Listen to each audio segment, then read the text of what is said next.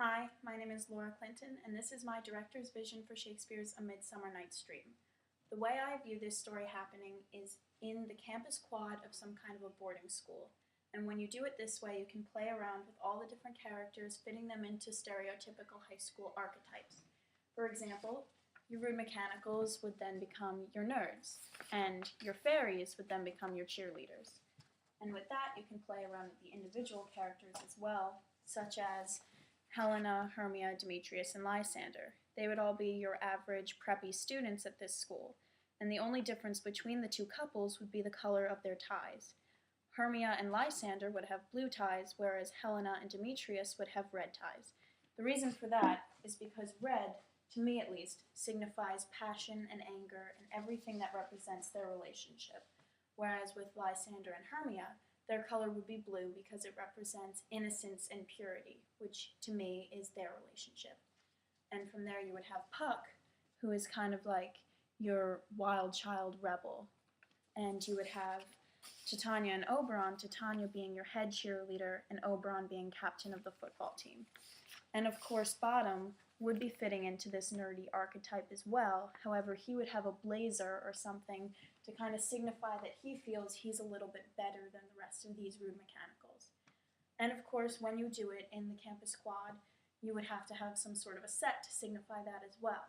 So here I've created a model of the rotunda at Albertus Magnus High School, which is where my Shakespeare group will be performing A Midsummer Night's Dream this January. So I've created this model of what our set is going to look like. First of all, of course, we would roll out fake grass all over the floor so that we would signify this is happening outdoors. And then in our space particularly, we don't have a backstage area.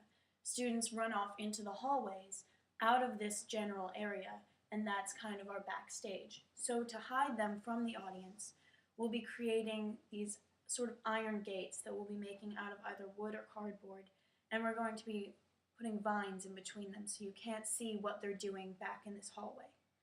And there are two poles in our rotunda that we will be disguising as weeping willow trees, again keeping with this whole theme of happening in the quad and it's all happening outdoors.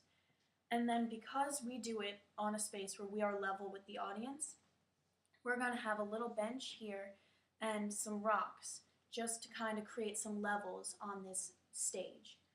This way, when people fall asleep or when the rude mechanicals perform their play, you have a little bit of levels so that people aren't going to be on the same level as the audience and people in the back can still see them. So that would be our set. And what we were thinking is, instead of making it that they all get married at the end, because of course these characters are only 17 in our version, they would maybe be going to homecoming together, and this Pyramus and Thisbe play would be a part of the school's homecoming events.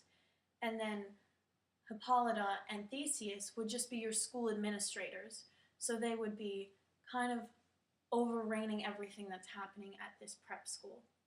So that's A Midsummer Night's Dream according to me.